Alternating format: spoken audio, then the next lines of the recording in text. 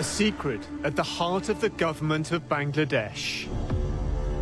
The Ahmed clan, a crime family at the center of power. We are not talking about some small-time thief here or a small-time robber here. We're talking about organized crime syndicate.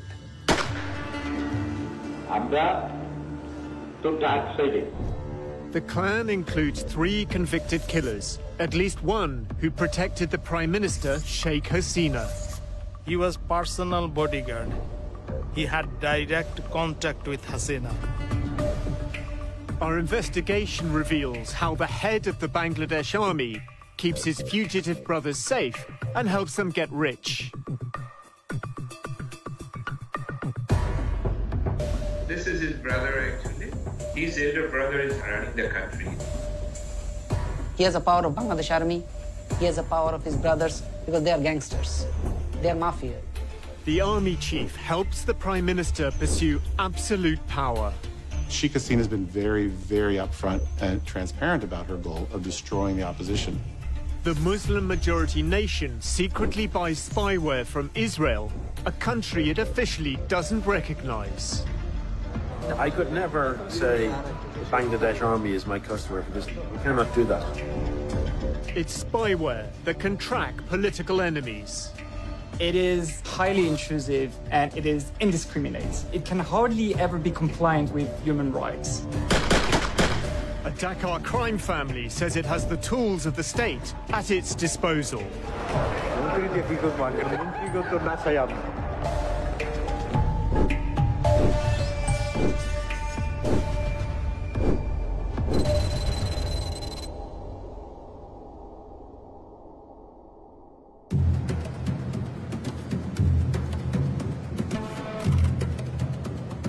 An international conference on disaster management is taking place in Singapore.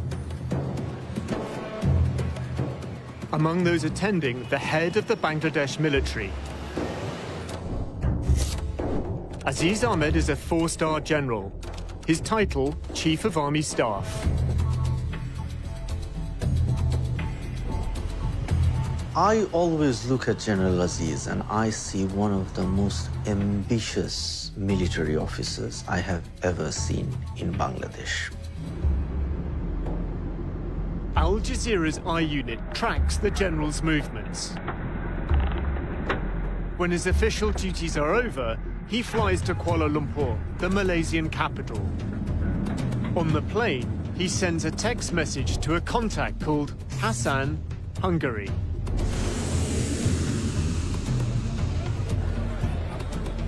Waiting at the airport are 2 men, identified from police files. They are Aziz's brothers. One is the man Aziz referred to in his text, Hassan, Hungary. His real name, Haris Ahmed. He fled a murder conviction and now lives under a false identity. He calls himself Mohammed Hassan. Also waiting is the youngest of the Ahmed clan, Joseph. He served more than 20 years in jail for the same killing. There appears to be a last-minute change of plan. Instead of meeting his brothers in public, the general exits using a diplomatic channel.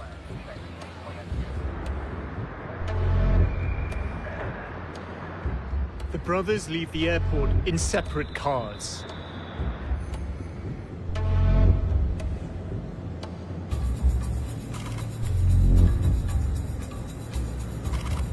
They regroup at a gated house in downtown Kuala Lumpur. Diplomatic cars from the Bangladesh High Commission are parked outside. Our surveillance team watches the property.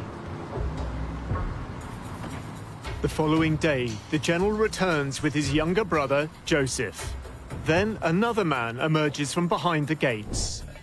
General Aziz has led us to the oldest of the Ahmed clan, Anis. Anis Ahmed has been on the run since his conviction for the same murder as his brothers. He's built a prosperous life in his new homeland. Property records identify two owners of the house where the clan is staying, Anis Ahmed and Mohammed Hassan. That's Haris, the brother of Aziz. And this man is Anis Ahmed, the other brother. He's also absconding. Interestingly, he hasn't changed his name. The Ahmed clan sets off escorted by diplomatic cars. They head to the Bangladesh High Commission for the evening. At one time, they were a backstreet gang. Now, they are expanding their power in Bangladesh and increasing their wealth abroad. Aziz, the general.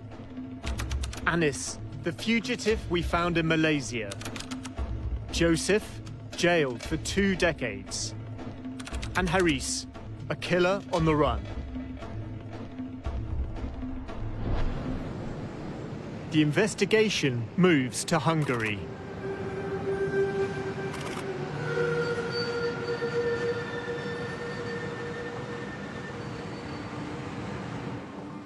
For the past 5 years, Haris Ahmed has lived a double life in the Hungarian capital.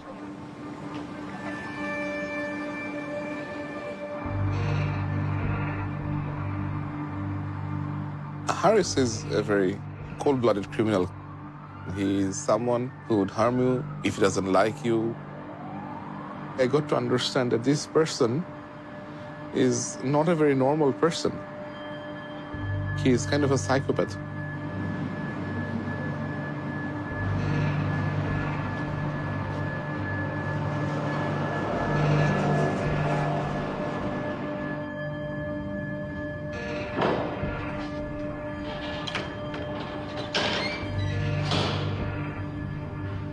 A former business associate speaks to us.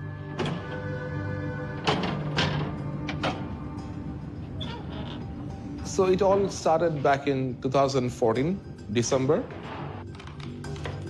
I received a phone call from an acquaintance of mine that General Aziz Ahmed is visiting Hungary. He requested me if I can accompany him during his visit because there is no Bangladesh embassy here in Hungary. Sami took him sightseeing. The general had a proposal. He asked me that if I can assist him to set up a business for his brother who is living in India at that moment. I said, sure, if he wants to establish his business, I can assist him. After leaving from Budapest, I received a mail from General Aziz where he asked what are the things involved to establish the business.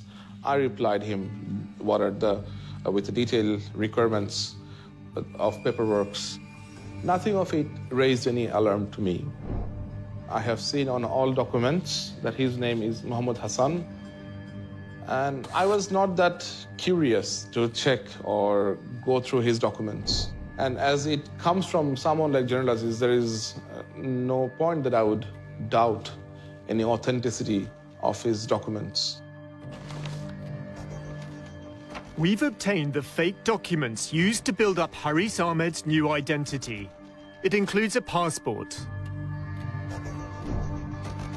It's signed by Kulsum, an official from the Department of Immigration and Passports.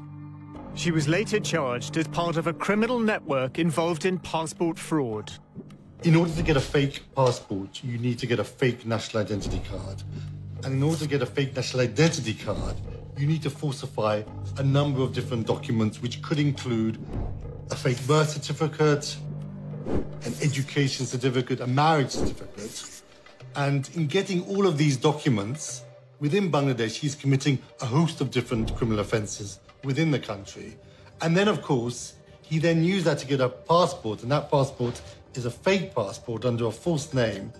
And in flying under that passport, he would have committed offenses in all of the countries that he traveled to. The documents were sent from General Aziz's office. At the time, Aziz was head of the Border Guards Bangladesh, or BGB. Oh, this is really interesting. The witnesses on this document are Major Sujal Haq and Brigadier General Abul Hasnat. They're both in BGB, and they were both in BGB at the time when General Aziz was the head of BGB. So presumably, Aziz has managed to get these men to sign a document which is a forgery. Another BGB officer, Major Sami Rashid, sent this email with Aziz copied. It certifies a bank account held in Bangladesh by a Mohammed Hassan. A delivery note shows Major Rashid's role in shipping the fake documents. So in order to commit this fraud, to make it work, to get the signatures, to send it to Hungary, General Aziz has managed to make a variety of different senior military officers as accomplices.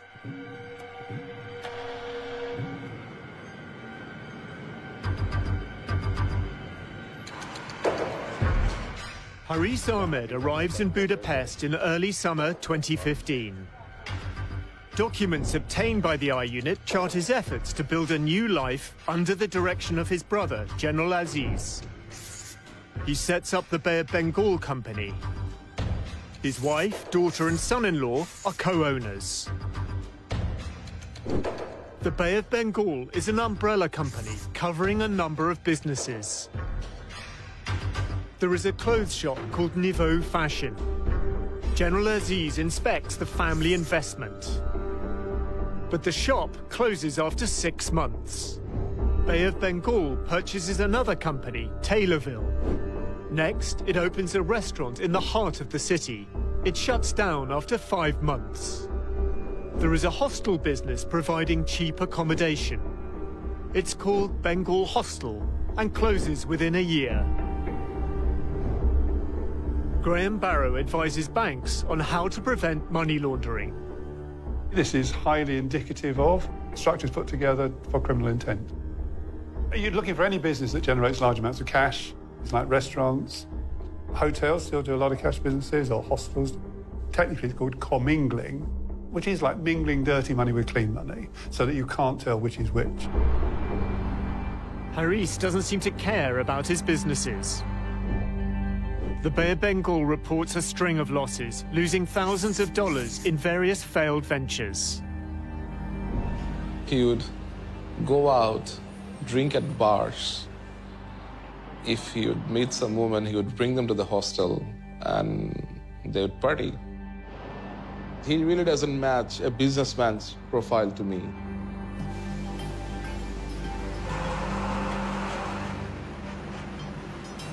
Sami discovers that Haris's financial interests lie elsewhere.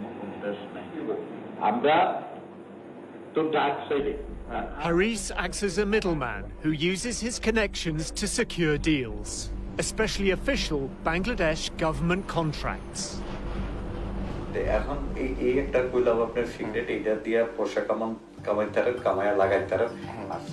Haris wants Sami to help with a contract to supply Hungarian-made bullets to the Bangladesh army.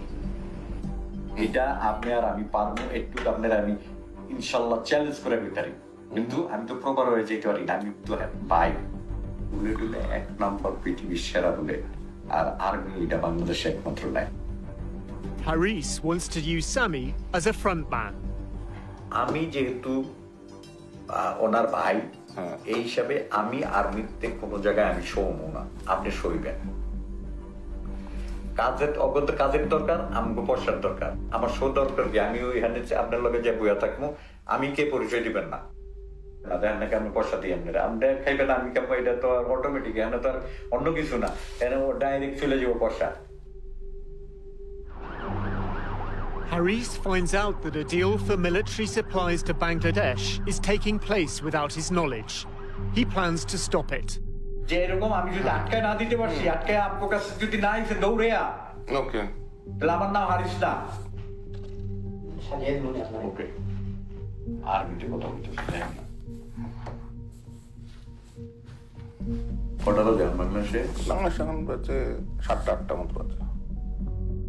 He would start making phone calls to Bangladesh, to different individuals, He will bully them in very nasty way. He will abuse those people whom he is calling. Haris is calling a senior officer in the DGFI, Bangladesh's military intelligence.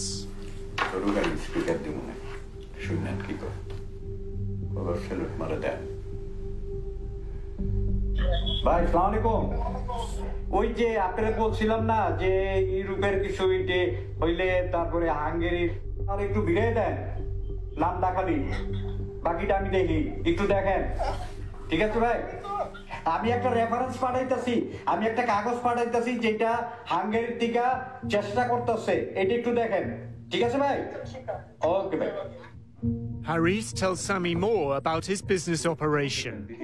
তারপর আমি তো জানি Hungary কিছু হইলে যদি আমার কাছে না আসে ওই বেটা কোনো কিছু নিতে পারবো না এই পর্যন্ত নেই নেই দেখবেটা নিয়ে থাকে আমার একটা প্রমাণ দেয় তারা কানটা কাইটা কুত্তার গলায় তুমি একেবারে এখানে কুত্তা আছে না দরকার পয়সাটা কিনেই না কুত্তার গলায় দিয়ে দেবো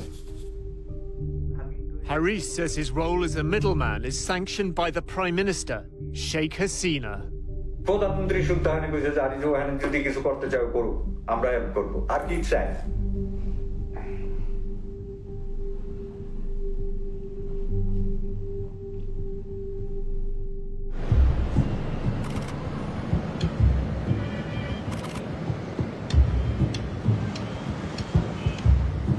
The destiny of the Ahmed clan has long been entwined with the story of Prime Minister Sheikh Hasina. She is the eldest daughter of Sheikh Mujibur Rahman, who founded Bangladesh as an independent nation in 1971. The country faces the aftermath of war. There is poverty and starvation. Law and order break down. As the crisis escalates, Sheikh Mujib abolishes opposition parties. The army stages a coup. Hasina and her sister are in Europe. The ambassador from Germany, he called. So he told me that there was a coup in Bangladesh.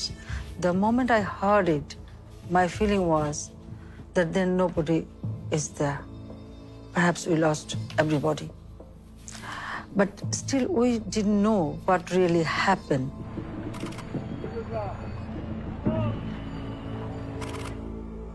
Army officers enter Sheikh Mujib's home. He is murdered along with 13 family members, including his 10-year-old son. The murder of Sheikh Mujib and his family was one of the most brutal episodes in the history of Bangladesh. The murderers even did not spare his little son. A large part of Sheikh Hasina's politics is shaped by her quest for justice, by her mission to avenge the killings. Less than 2 kilometers from where Sheikh Mujib is murdered, the Ahmed family lives in a sprawling district called Mohammadpur. Aziz is the second of 5 boys and a young teenager at the time. They would grown up in a very poor condition. Iqbal knew the family. He asked us to conceal his identity. His father had a low-level job, and whatever he earned, they couldn't run their family. Growing up amongst poverty and political strife, the 5 young Ahmed brothers form a close-knit bond. But Aziz stands out.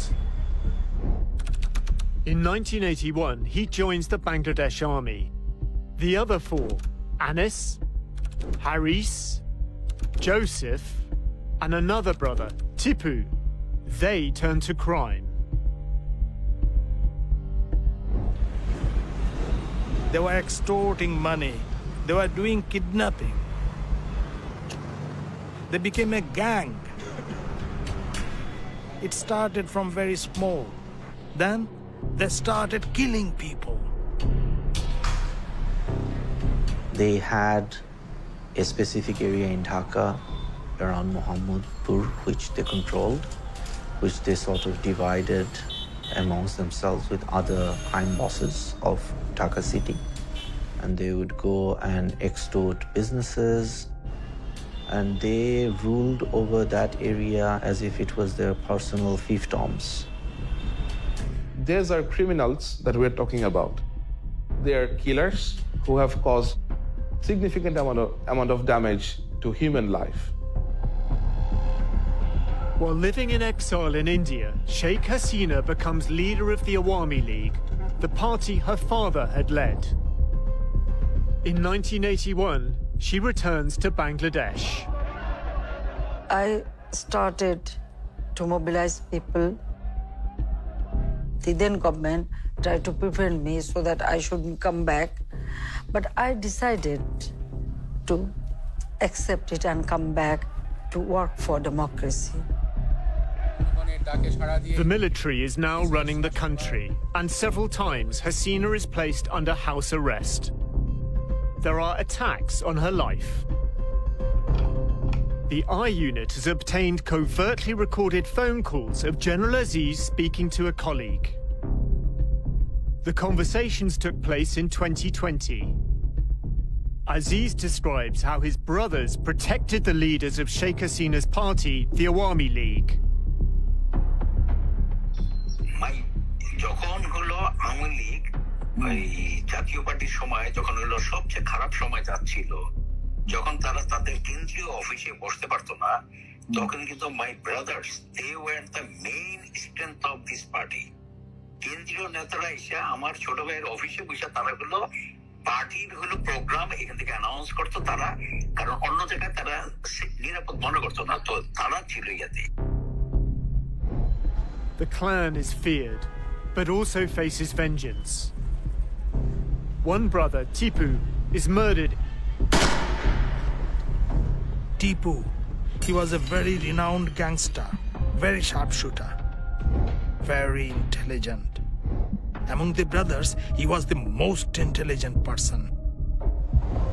It was a time when politicians and the street gangs needed each other. These kinds of gangs, they were involved in extortion, petty street crimes, extracting money from businessmen. But they also acted as muscle for politicians when required. They tended to link up with certain politicians, and they were used by politicians at particular moments when it served their interests. In the mid-1990s, Haris Ahmed joins Hasina's personal protection team. This is Haris, Sheikh Hasina. Iqbal remembers Haris from that period. He is around Hasina's security, personal security. And that meeting was in Muhammadpur. That is Haris's area. He organized all the meetings. He was personal bodyguard. General Aziz recalls a recent statement by Sheikh Hasina to party leaders. Honorable said, যে দেখো ওর ভাইরা কে আমার থেকে বেশি তোমরা জানো না। The Prime Minister compares the loyalty of the Ahmed clan, who protected her when she was attacked, to the inaction of the senior politicians surrounding her now. কোথায় ছিল যখন হলো নাই যে যখন আমার বাড়িতে গ্রেনেড হামলা করে, আমার বাড়িতে এরকম করে, আমি কোন সন্তানে কোথায় ছিল তোমরা? এই চিফের ভাইরা আমার আশেপাশে ছিল, তারা ছিল তখন আমার মেইন চালিকা শক্তি। তোমরা কোথায় ছিলে তখন?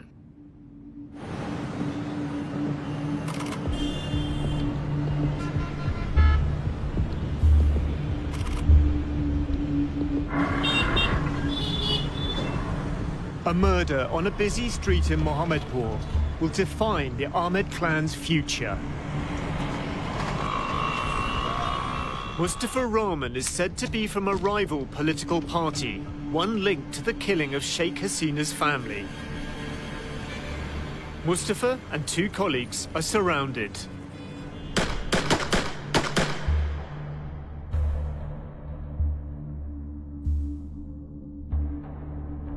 Mustafa is rushed to hospital.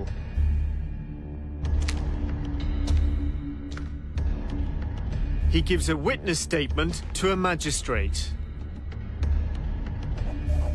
Joseph, Haris, and Anis have shot me. Haris shot me with a licensed gun. Joseph took the pistol from my waist and shot me in the stomach with it. The others also had pistols in their hands, and they shot at random.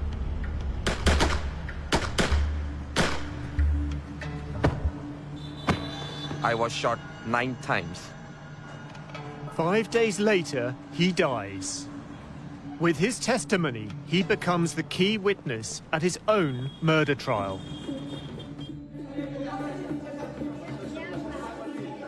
One month after Mustafa Rahman's murder, Sheikh Hasina becomes Bangladesh's new Prime Minister. The 3 Ahmed brothers are charged with murder. 8 years later, when Hasina is no longer in power, they're convicted. Joseph is sentenced to death. Anis and Haris are sentenced to life imprisonment. But they're already on the run. For 15 years, they're not found, until the I unit tracks them down. Haris Ahmed was one of the top gangsters of the country who was being hunted by the police. Anis Ahmed, he was accused for a very brutal murder. I don't think that they could have fled the country without some sort of help from some powerful people. The sequence of events is quite interesting. Around 1994-95, Haris, he acted as her bodyguard. Then, a year later, in 1996, a murder of somebody who is said to be a political rival to Sheikh Hasina took place, in which the 3 brothers, including Haris, were subsequently convicted. But maybe she feels the less she knows about all of that, the better.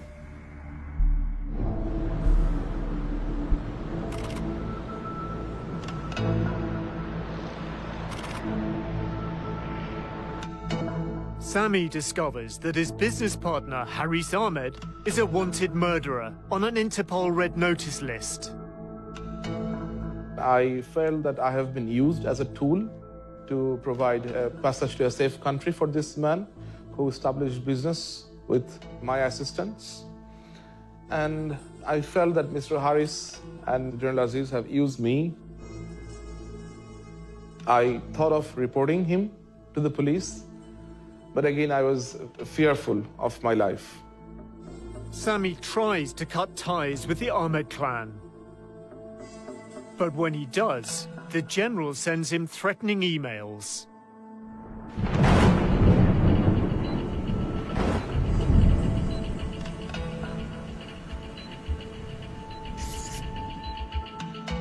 General Aziz became very violent with his words.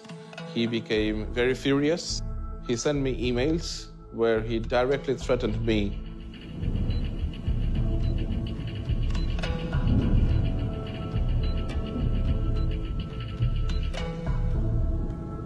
And he said that if his brother has to return to Bangladesh, then people responsible will regret their life. General Aziz keeps trying to draw Sami into his web. He's moving his money out of Bangladesh for life after the military. He wants to find businesses to invest his money in.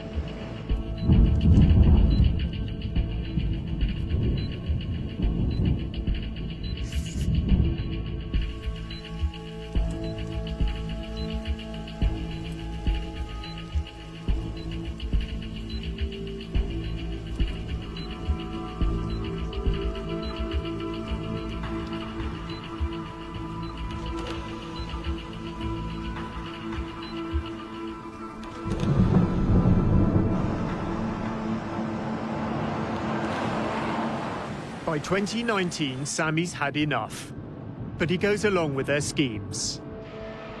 Except now, he's working with the I unit.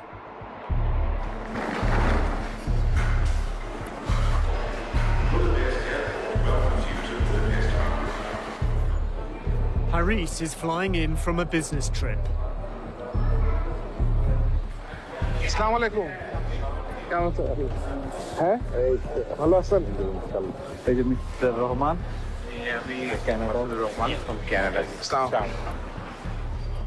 Haris arrives with Mohammed Rahman, a financial advisor from Canada. Rahman runs an immigration service that helps wealthy Bangladeshis acquire residency abroad. Haris's assistant is with the team.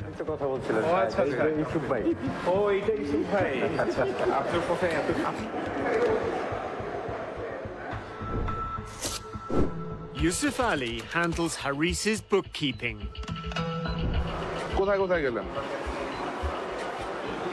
France থেকে গেলাম Morocco থেকে turkey থেকে নিলাম ঘুরতে গেছিলাম The discussion turns to Haris's political influence in Bangladesh. His associates know Haris has connections to the Prime Minister. আপনি মন্ত্রী হবেন কবে? আপনি মন্ত্রী হবেন কবে? মন্ত্রী দিয়ে কি করব? মন্ত্রী তো না চাই আপনি।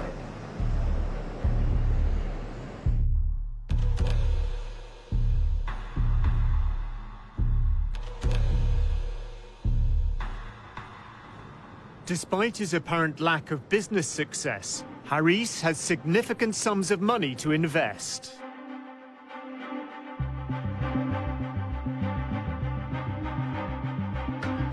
Haris and Rahman want to buy a hotel. Sami is showing them around. How many rooms do you have? 66. 66 rooms, yeah.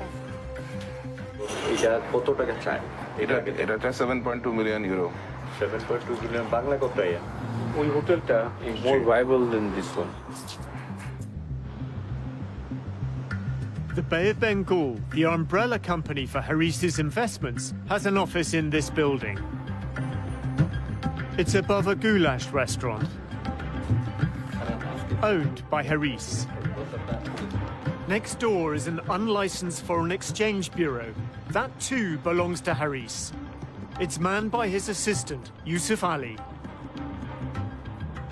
Yusuf confirms to Sami that Haris's main source of funds is government contracts from Bangladesh. কোন ধরনের ব্যবসা involve? কোন ধরনের কাজ জানি না। এটা আসলে ওই যে মিনিস্ট্রি বা এই সমস্ত বা আরো সরকারি লেভেলের কোন দান্দা করছে এগুলো আমার ধারণা। আচ্ছা আচ্ছা। হয়তো মামু লাগবে না হয় মামুর জোর লাগবে।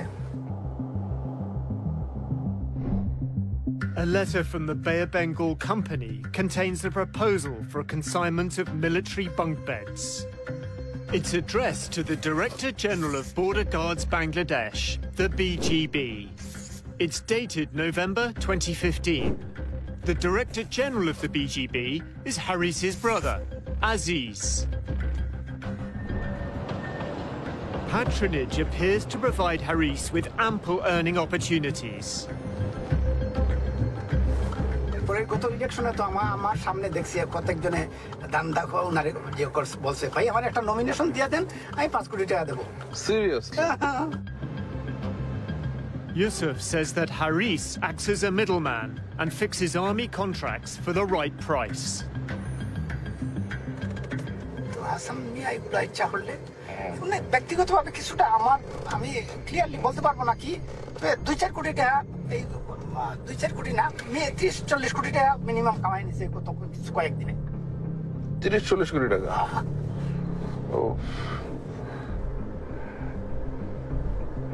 The I unit obtains evidence that Haris Ahmed is establishing an investment portfolio outside of Hungary.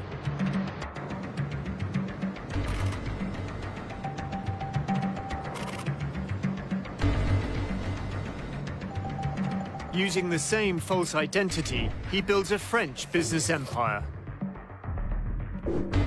In 2018, he buys a stake in a company which deals in computers and IT. The company has 2 registered offices. One on the outskirts of Paris sells mobile phones and offers international money transfer services. The pace picks up in 2019. In the space of just 7 months, Haris buys stakes in 4 more companies. In April, he found Snigdha, which owns a fast food outlet. Then in May, he buys a stake in a retail company called TPTY.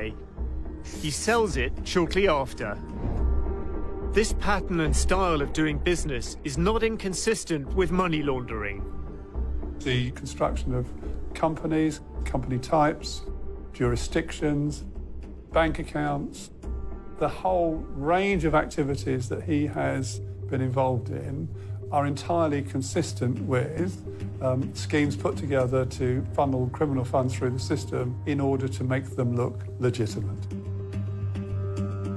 There is absolutely the ability to hide in plain sight, so the busier the financial centre, the easier it is to lose a bit of dirty money in it. In June 2019, he registers the Bay of Bengal in France, which owns an Indian restaurant.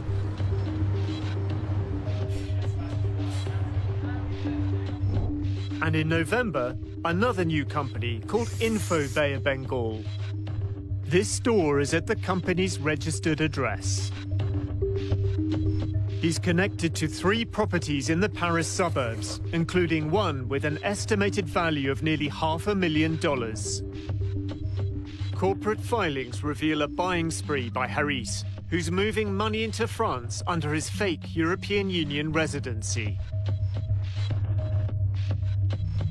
It's introducing the money into the system, layering, moving that money between lots of different companies and countries, and then integration, putting it back into the real economy. Well, what better place to put it back into than property? It is the traditional home of dirty money.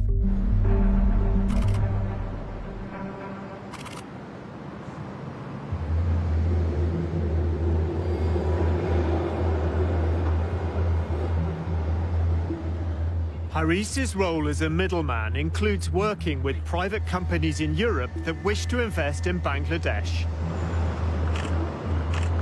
Mohammed Rahman, the Canadian businessman, comes to help Haris negotiate a potential deal worth a fortune. Haris and Rahman are told that British financiers are looking to invest millions of dollars in the hotel trade in Bangladesh.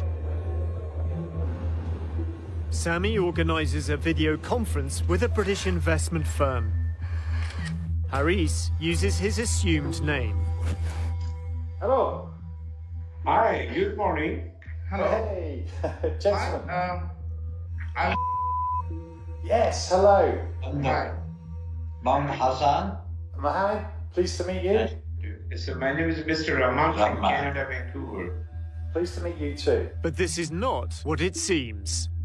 The representative of the investment firm is working for the I Unit. To do something in Bangladesh is really great idea, but there's some problems because of still there's political issues and a little bit corruptions. Of course, although the country is coming up has such a problem.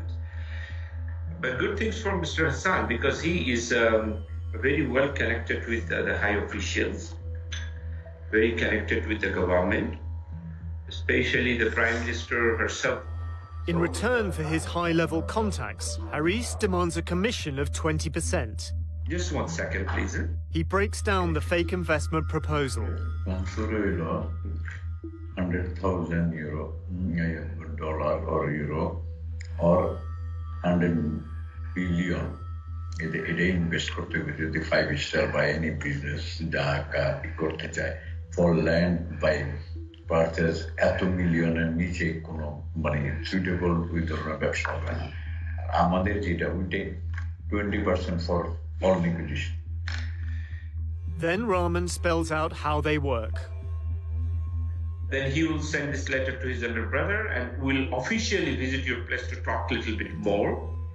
If needed, we'll call our High Commission in London. So High Commission people also will be in the meeting to make it real official something.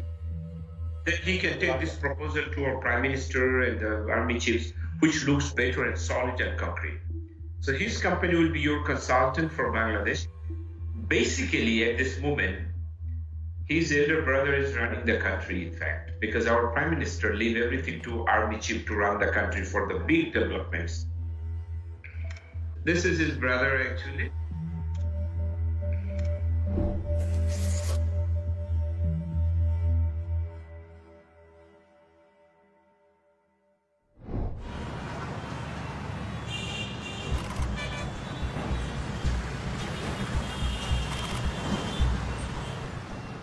Sheikh Hasina must call an election. A year earlier, she'd appointed Aziz head of Border Guards Bangladesh. As her Awami League government faces election defeat, the BGB becomes involved in overseeing the vote. Aziz was head of the BGB. His role was to quieten the opposition, prevent them taking control of the streets, preventing them being a political force which the government couldn't deal with. He was very proud of that, and he said that he was the one who handed those elections to Sheikh Hasina. And it was a very crucial moment. It was very possible at that time that the Awami League government could have fallen. A few years later, Sheikh Hasina visits Aziz to discuss his future. The general believes his loyalty is about to be rewarded.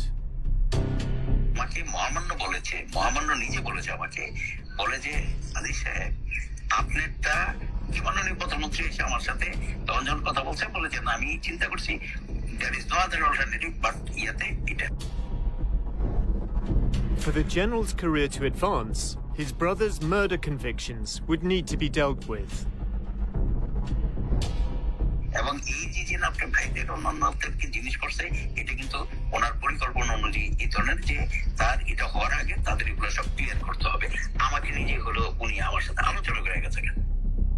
The plan includes getting Aziz's youngest brother out of jail.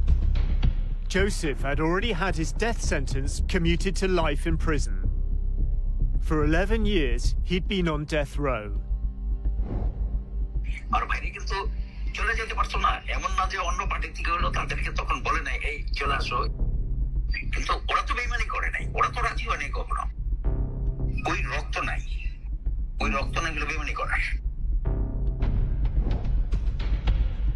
In 2018, on the advice of the Prime Minister, Joseph is granted a presidential pardon. Tasneem Khalil is told about the pardon by a source in the military. I was a bit surprised that why this army person is talking to me about a top criminal getting a pardon, because I did not make that connection instantly. And then he started laughing. And then he said, you realize one cannot become the chief of the army when his brother is in prison on murder charges. A month later, General Aziz Ahmed becomes army chief. I mean, that's when I realized, okay, he's talking about General Aziz, and this is not really about Joseph, the criminal, but it is about Aziz, the general. It's pretty extraordinary.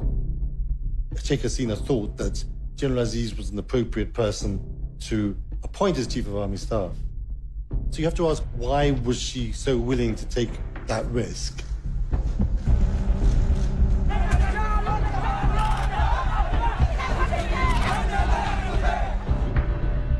In December, Sheikh Hasina holds another election. General Aziz helps her consolidate power. In 2018, Army played a very active role and assisted the massive rigging that went on in nearly every voting center in Bangladesh. The leader of the opposition and Hasina's longtime rival, Khalida Zia, is in jail. Others detained and never seen again. Sheikh Hasina has been very, very upfront and transparent about her goal of destroying the opposition. She's basically trying to brand herself and her family as being synonymous with the state. The opposition has been significantly repressed. They can barely function as an opposition. The law enforcement authorities have been able to act with tremendous impunity in relationship to extrajudicial killings and enforced disappearances, which have to some extent become systemic now within the whole way in which the country operates.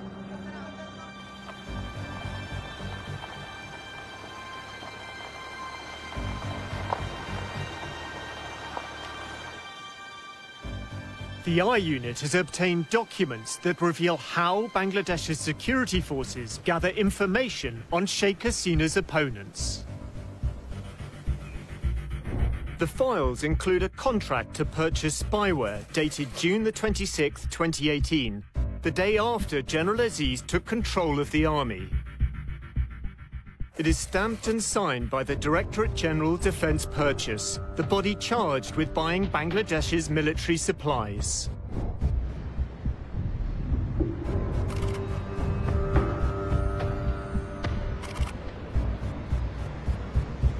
In February 2019, I was contacted by a friend of mine who was serving with the DGFI. A group of 4 Bangladeshi officers are visiting Budapest for some official reason. The officers are from Bangladesh's military intelligence service. I invited them for dinner. They said they will have 3 more guests with them. The 3 additional guests include 2 Israelis and an Irish national. But the 2 Israelis, who are intelligence experts, decide not to attend dinner. Only the Irishman gets out.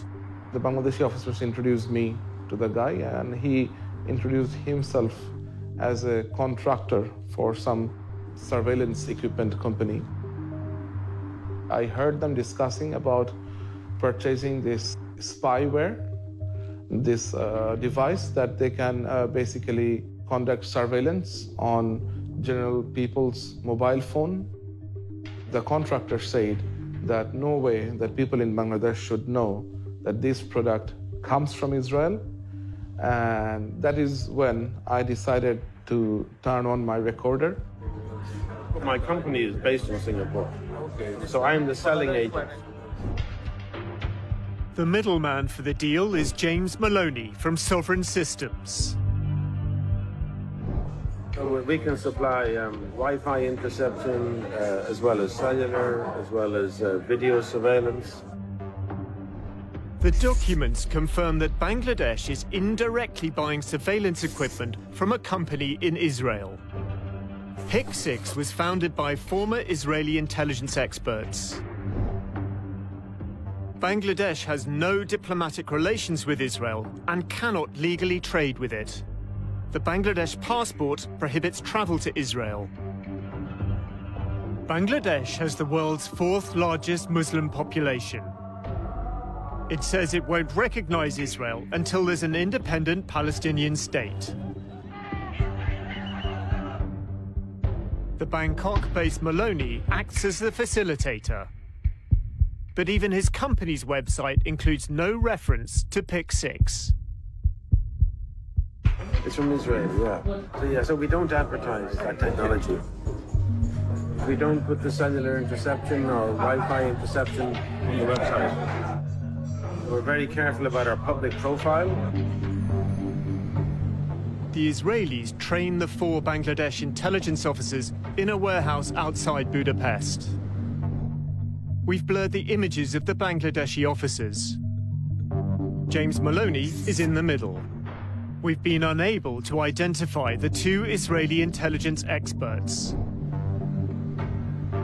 PIC6 did not respond to our request for comment. The spyware's manual describes the P6 intercept, also called an IMSI catcher or Stingray, as a mobile phone monitoring system. It behaves like a cell tower, so all of the phones in a certain area are going to connect to it, and it's going to be capable of intercepting communications. Everything you're doing on your phone, text messages, phone call, but also the website you visit, are going to be intercepted. Up to 200 or 300 mobile phones can be connected to it simultaneously. The specific model is also capable of interfering with the communications. So you're going to be able to change the content of a text message. You could be spoofing the identity of someone. Israeli technology can now be used to monitor and quell further protest. It is a tool of mass surveillance. The sort of use we've seen is to kind of identify groups of people and to determine the networks that exist. So you know there's one person who's going to be there. You're going to the place, whether it's a protest again or a gathering, and you're looking at everybody who's in the area, and so you can keep investigating and having more people under surveillance at the same time. The technology is very aggressive and intrusive. You don't want the public to know that you're using that equipment. The final contract contains the condition that the supplier and the Bangladesh military sign a non-disclosure agreement. It also hides its origin. Instead, it states, made in Hungary. Knowledge is power. So if you know what people are saying, where they're going to meet up, what they're planning to do, you can know a lot of things. And then you have the power to act. Haris claims he can use Bangladesh's security services to monitor the phones of rivals.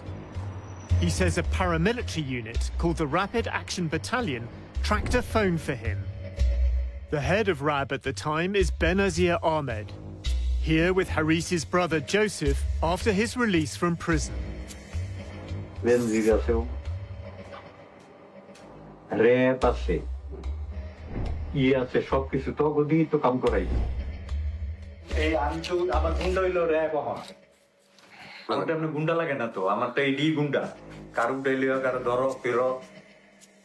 Haris says he's used RAB to track a phone and make an arrest.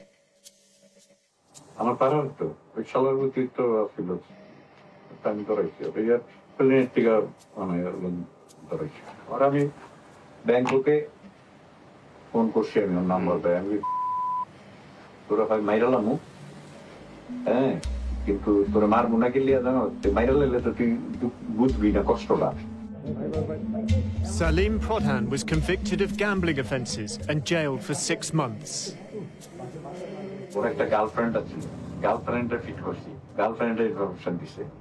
Mobile tracking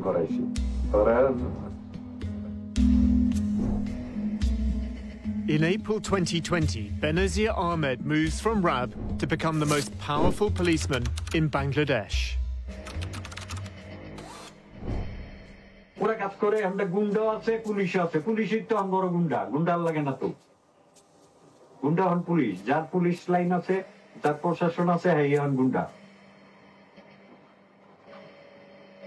Haris prefers not to attract attention by directly involving his brother.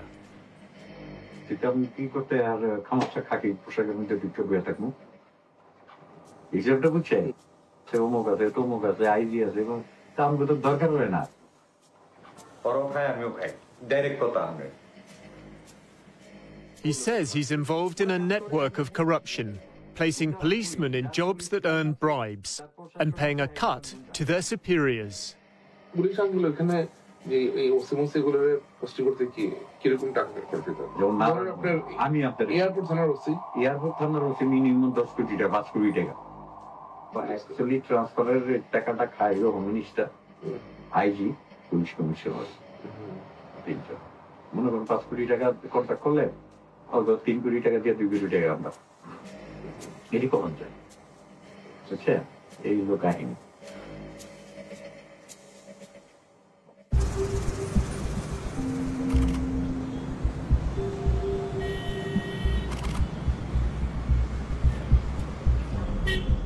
In Mohammadpur, the district where the Ahmed clan grew up, there's further evidence the brothers are using the Rapid Action Battalion to serve their own ends.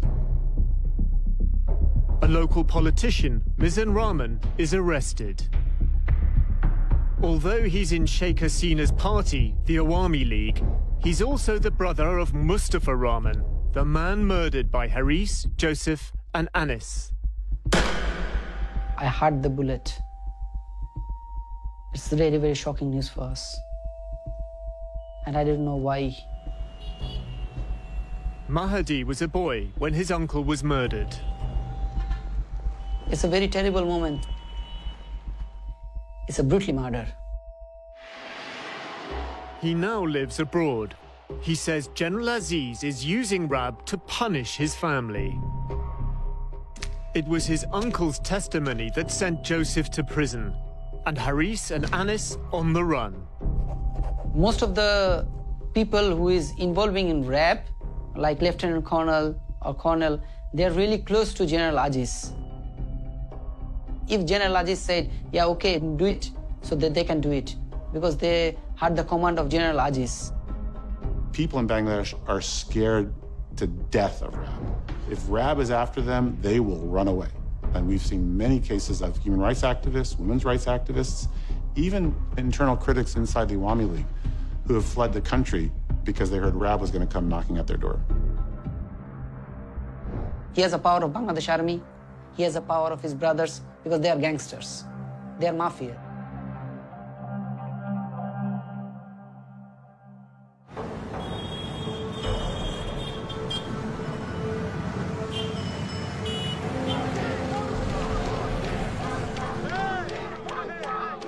In a nearby ward in Mohammadpur, a young member of the Ahmed clan is running for election.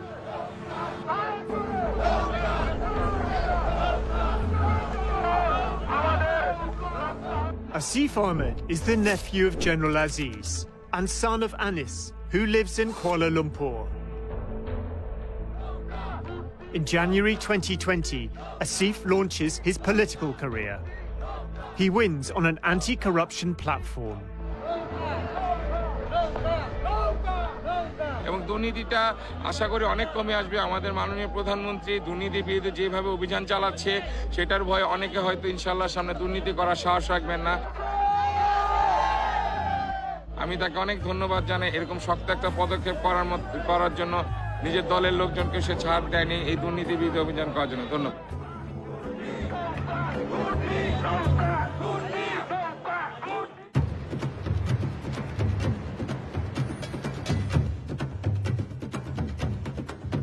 At the grounds of the Army's national headquarters in Dhaka, a high society wedding. The groom, dressed in gold, is General Aziz Ahmed's eldest son. I didn't expect him to be dancing quite like that. Well, that's Aziz. That is Haris. Haris is absconding for murder, and here he is at a big society wedding with the Chief of Army Staff there. As well as Haris, Anis is visiting from Malaysia. This is jaw-dropping stuff. Like, these are gangsters wanted by Bangladesh police officially, and they're attending a wedding, and the army chief is right there. They're partying, really. The country's senior military officers, political elite, and foreign dignitaries are in attendance.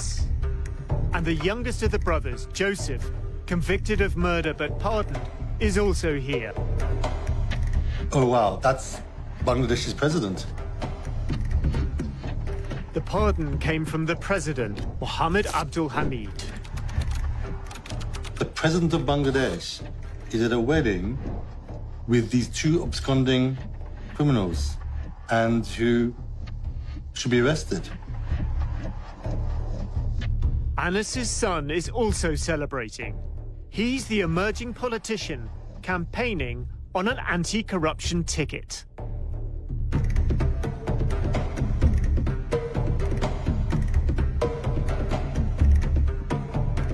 The next generation is properly in place. If the same regime continues, we can see that the second generation of these people would take place and turn Bangladesh into an absolute mafia state.